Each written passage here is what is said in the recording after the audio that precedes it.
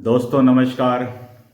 दोस्तों मैं विमल शाही आप सभी लोगों का अपने चैनल में स्वागत करता हूं और उम्मीद करता हूं कि आप लोग सब लोग स्वस्थ होंगे एवं मस्त होंगे।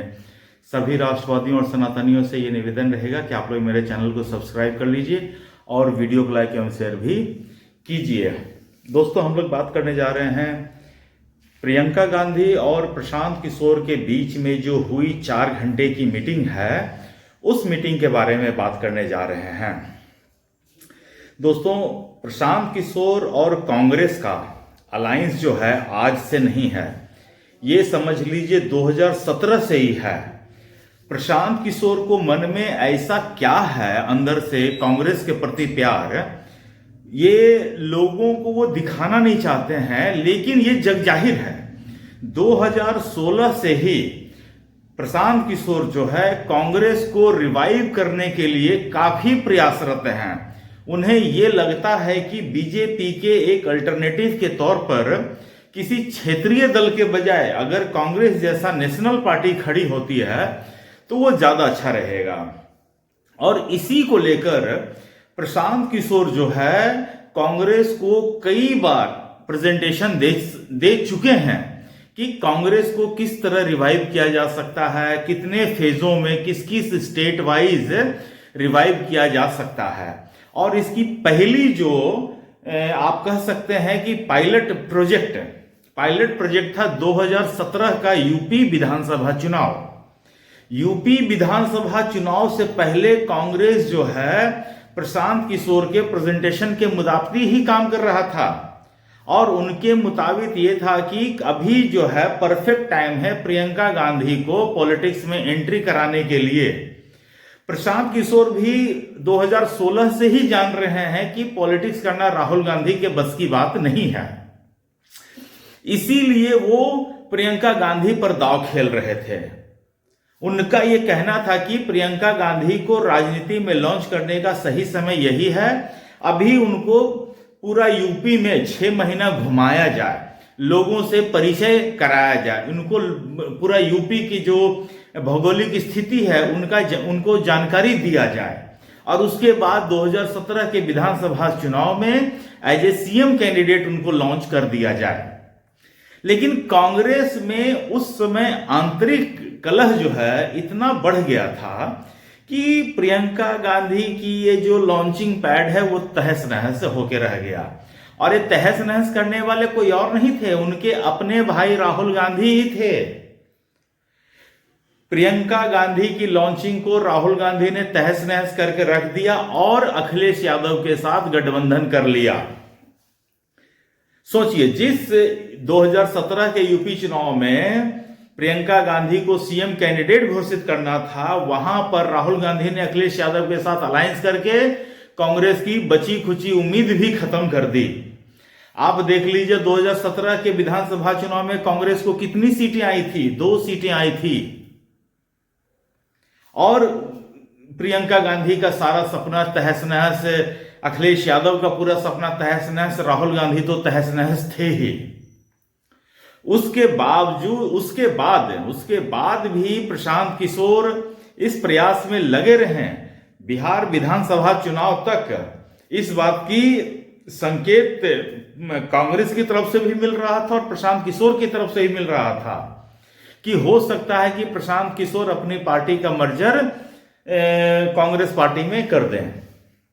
और प्रशांत किशोर जो अगर कांग्रेस में 2 धुरी है, 2 पक्ष है, एक राहुल गांधी के पक्ष और एक प्रियंका गांधी का पक्ष है, तो प्रशांत किशोर जो है वो प्रियंका गांधी के पक्ष वाले नेता हैं और उन्हें लगता है कि प्रियंका गांधी में कुछ पॉलिटिक्स अभी है, बचा हुआ है और वो पॉलिटिकली मैच्योर है।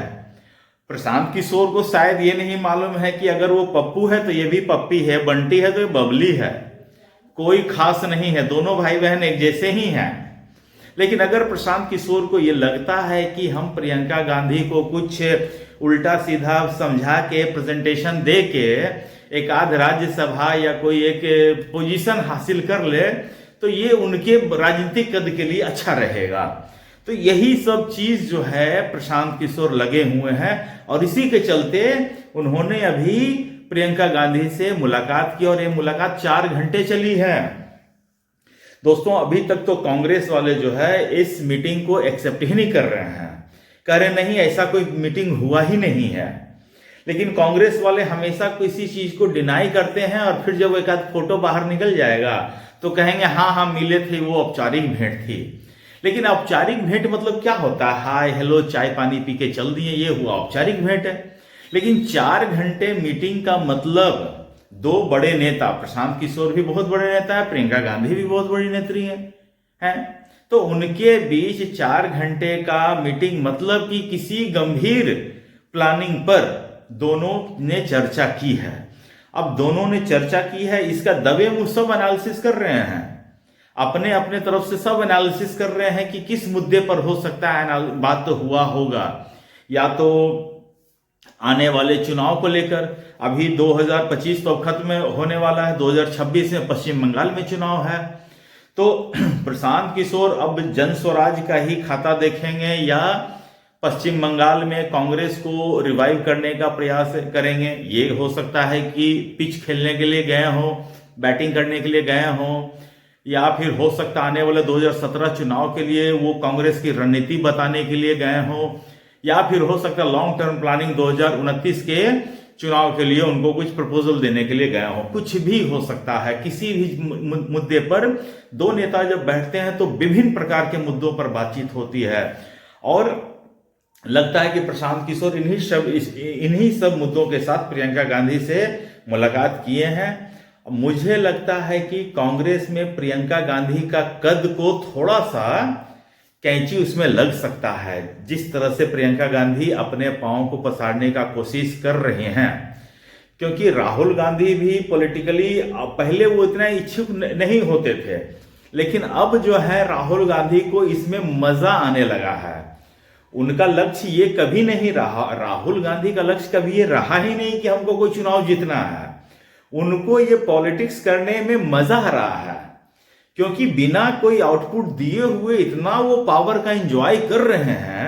इससे बड़ी चीज और क्या हो सकती है किसी के लिए?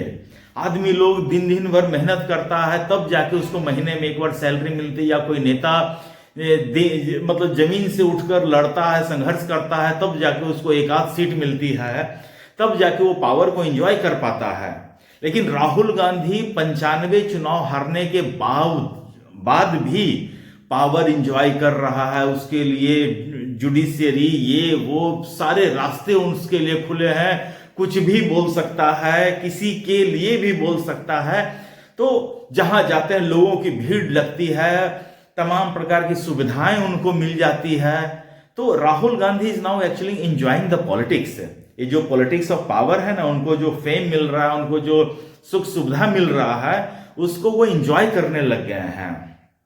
इस वजह से अभी वो पॉलिटिक्स छोड़ने के मूड में नहीं है, और अगर कोई उनके पॉलिटिक्स में दखल देगा तो हो सकता है कि कांग्रेस में एक और विभाजन भी आपको देखने को मिल जाए। अब कौन किस इरादे से किसका बिठाया हुआ बॉट कहां पर है आप कह नहीं सकते हैं।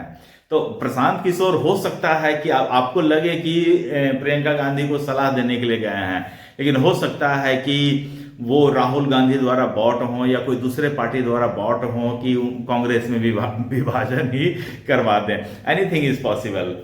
तो मोटा मोटी यही है कि मुझे लगता है कि प्रियंका गांधी के दूरगामी जो एक विजन है, मुझे लगता है कि उनका एक विजन है, और उस विजन में सहयोग देने के लिए प्रशांत किशोर के साथ ये मीटिंग हुई है और दोनों अलाइन हुए हैं। देखते हैं कि इसमें वो लोग कहां तक सक्सेसफुल होते हैं, ये देखने वाली बात रहेगी। आप लोग दोस्तों कमेंट करके बताइए कि आपको क्या लगता है, प्रियंका गांधी ने अपना 4 घंटे का बहुमूल्य समय प्रशांत किशोर को क्यों दिया है। तब तक आप लोग अपना ख्याल रखिए, स्वस्थ रहिए, मस्त रहिए। नमस्कार, बाय।